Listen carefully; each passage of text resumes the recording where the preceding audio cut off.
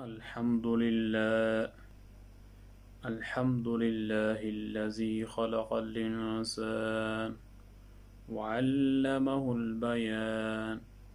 وأنزله الفرقان والصلاة والسلام على سيد الإنس والجان أما بعد فقال رسول الله صلى الله عليه وآله وسلم من لزم الاستغفار جعل الله له من كل ضيق مخرجا ومن كل هم فرجا ورزقه من حيث لا يحتسب متفق علیہ۔ میرے محترم عزیز ساتھیو، بھائیو، بزرگوں، بدیع الزمان فی دروس رمضان کے تحت دروس کا سلسلہ جاری ہے۔ آج درس قرآن نمبر 13 اور 13 رمضان مبارک ہے۔ آج کے درس کا عنوان ہے استغفار اور رمضان۔ مسلم اور بخاری کی ایک روایت ہے، آپ علیہ الصلوۃ والسلام نے فرمایا من لازم الاستغفار جعل اللہ لہ من کل ضیق مخرجا ومن کل ہم فرجا ورزقہ من حیث لا یحتسب، کہ جو استغفار کو لازم پکڑے اللہ تعالیٰ اس کے لیے ہر تنگی سے نجات دیں گے اور ایسی جگہ سے رزق عطا کریں گے جہاں سے اس کو گمان بھی نہیں ہوگا۔ تو کثرت سے استغفار کی طرف اشارہ ہے، اور یہ عشرہ بھی استغفار کے حوالے سے ہے۔ فرمایا کہ اوسطہ مغفرہ، کہ دوسرا عشرہ وہ مغفرت کے حوالے سے ہے، اس وجہ سے ہم کثرت سے استغفار کریں۔ اللہ تعالیٰ ایک جگہ ارشاد فرماتے ہیں وَهُوَ الَّذِي يَقْبَلُ التَّوْبَةَ عَنْ عِبَادِهِ وَيَعْفُو عَنِ السَّيِّئَاتِ، اور وہ اللہ ایسا رحیم ہے کہ اپنے بندوں کی توبہ قبول کرتا ہے اور تمام گناہ معاف فرما دیتا ہے۔ اور ایک جگہ فرمایا استغفار کا حکم دیا اور مغفرت کا وعدہ کیا۔ سورہ مؤمنین میں اللہ فرماتے ہیں، مؤمنون میں وَقُلْ رَبِّ اغْفِرْ وَارْحَمْ وَأَنْتَ خَيْرُ الرَّاحِمِينَ، فرما دیجئے کہ مجھ سے بخشش طلب کرو اور رحم مجھ سے مانگو، اور سب سے زیادہ میں ہی رحم کرنے والا ہوں۔ ایک جگہ ارشاد فرمایا فَسَبِّحْ بِحَمْدِ رَبِّكَ وَاسْتَغْفِرْهُ، اللہ تعالیٰ کی پاکی بیان کیجئے اپنے پروردگار کی حمد کے ساتھ اور اس سے معافی طلب کیجئے۔ اللہ تعالیٰ نے عرش اٹھانے والے فرشتوں کا استغفار مؤمنین کے لیے قرآن مجید میں اللہ تعالیٰ فرماتے ہیں ربنا وسعت كل شيء رحمة وعلما فاغفر للذين تابوا واتبعوا سبيلك وقهم عذاب الجحیم، کہ ملائکہ عرش ورث کرتے ہیں ہمارے پروردگار، آپ نے گھیر لیا ہے ہر چیز کو، اور رحمت اور علم کو میں آپ بخش دیجئے ان لوگوں کو جو توبہ کریں اور آپ کی راہ میں چلیں، اور بچائیے ان کو دوزخ کے عذاب سے۔ یہ عرش کے فرشتے کہتے ہیں۔ اور اللہ تعالیٰ نے اپنے لیے استغفار کرنے کا حکم دیا اور ساتھ اس کی فضیلت بیان کر دی قرآن پاک میں وَسَارِعُوا إِلَىٰ مَغْفِرَةٍ مِّن رَبِّكُمْ وَجَنَّةٍ، سورہ آل عمران میں اللہ نے فرمایا اور دوڑو اپنے رب کی بخشش اور جنت کی طرف۔ اور اللہ تعالیٰ نے اسی طرح سورہ تحریم میں ارشاد فرمایا اتمم لنا نورنا واغفر لنا،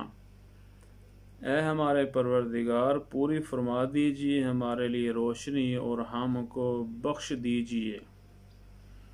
اسی وجہ سے آپ علیہ السلام نے فرمایا کہ بے شک میں دن میں 100 مرتبہ اللہ تعالیٰ سے بخشش مانگتا ہوں۔ تو اتنی بڑی فضیلتیں ہیں یہ استغفار کے والے میں، اور اللہ تعالیٰ استغفار کے بارے میں فرماتے ہیں، آپ علیہ السلام اللہ تعالیٰ کی بات کو ذکر فرماتے ہیں کہ تم زمین و آسمان کے خلا کو پر کر دو اور اس کو بھر دو، ایک مرتبہ کہو یا اللہ میری توبہ صدق دل سے، میں تمہارے تمام گناہوں کو معاف فرما دوں گا۔ اور ایک روایت میں ہے فرمایا کہ جو یہ چاہے کہ وہ نامہ اعمال دیکھ کے خوش ہو جائے تو اس کو چاہیے وہ کثرت سے استغفار کرے۔ اسی طرح ایک روایت میں فرمایا کہ اگر کوئی مسلمان گناہ کرتا ہے تو فرشتے اس کا گناہ لکھنے کے واسطے جو مقرر ہیں وہ 3 ساعات ٹھہر جاتے ہیں اور انتظار کرتے رہتے ہیں کہ کہیں یہ گناہ سے توبہ کر لے یا معافی مانگ لے۔ تو جب وہ توبہ استغفار کرتا ہے تو اللہ تعالیٰ اس کے گناہوں کو معاف فرما دیتے ہیں اور فرشتوں سے بھی اس کو بلا دیتے ہیں۔ اس کے ساتھ شیطان نے بھی اس نے کہا کہ یا اللہ مجھے تیری عزت کی قسم، تیرے جلال کی قسم، میں ان کو ضرور گمراہ کروں گا۔ اللہ تعالیٰ نے فرمایا اچھا مجھے میری عزت کی قسم، میرے جلال کی قسم، جب تک یہ مجھ سے معافی مانگتے رہیں گے میں ان کو معاف کرتا رہوں گا۔ مسند احمد کی یہ روایت ہے۔ اور ایک روایت میں ہے آپ علیہ السلام نے فرمایا کہ جو بھی فرشتے انسان کی حفاظت کے لیے کسی دن کوئی نامہ اعمال حق تعالیٰ کے سامنے پیش کرتے ہیں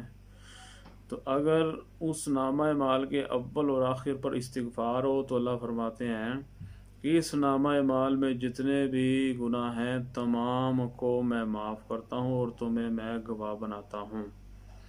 تو اس وجہ سے ہم کثرت سے استغفار کریں، اور جو روزانہ کثرت سے استغفار کرتا ہے یعنی کم سے کم 300،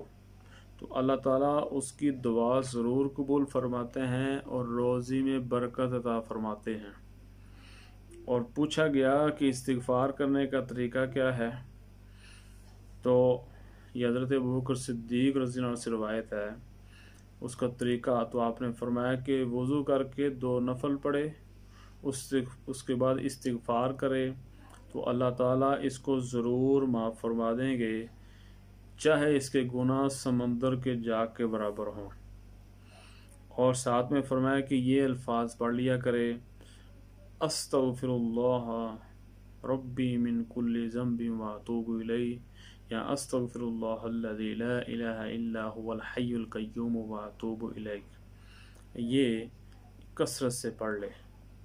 اور ایک اور روایت ابن ماجہ کی ہے، ام رافع اس کو نقل کرتے ہیں، آپ علیہ السلام نے فرمایا کہ جب تم نماز پڑھنے کا ارادہ کیا کرو تو سبحان اللہ 10 مرتبہ، الحمدللہ 10 مرتبہ، لا الہ الا اللہ 10 مرتبہ، استغفر اللہ 10 مرتبہ پڑھ لیا کرو۔ جب تم سبحان اللہ کہو گے تو اللہ فرمائے گا یہ میرے لیے ہے، اور جب تم الحمدللہ کہو گے اللہ فرمائے گا یہ میرے لیے ہے، اور جب تم لا الہ الا اللہ کہو گے اللہ کہے گا یہ میرے لیے ہے، اور جب تم استغفر اللہ کہو گے تو اللہ تعالیٰ تمہارے گناہوں کو معاف فرما کر تمہاری بخشش کا اعلان فرما دیں گے۔ لہذا یہ جو دوسرا عشرہ مغفرت کے والے سے ہے، کثرت سے ہم استغفار کریں، توبہ کریں اور گناہوں کی معافی مانگیں، اپنے لیے، اپنے گھر والوں کے لیے، بال بچوں کے لیے اور پورے عالم اسلام کے لیے کہ اللہ ہمیں معاف فرمائے، اور یہ جتنے بھی آلام مصائب ہمارے اوپر آئے ہوئے ہیں یہ ہمارے ہی گناہوں کی وجہ سے ہے۔ تو اللہ تعالی ہم سب کو صدق دل سے توبہ کرنے کی توفیق عطا فرمائے اور ہماری بخشش کا اعلان فرمائے۔ وآخر دعوانا الحمد للہ رب العالمین۔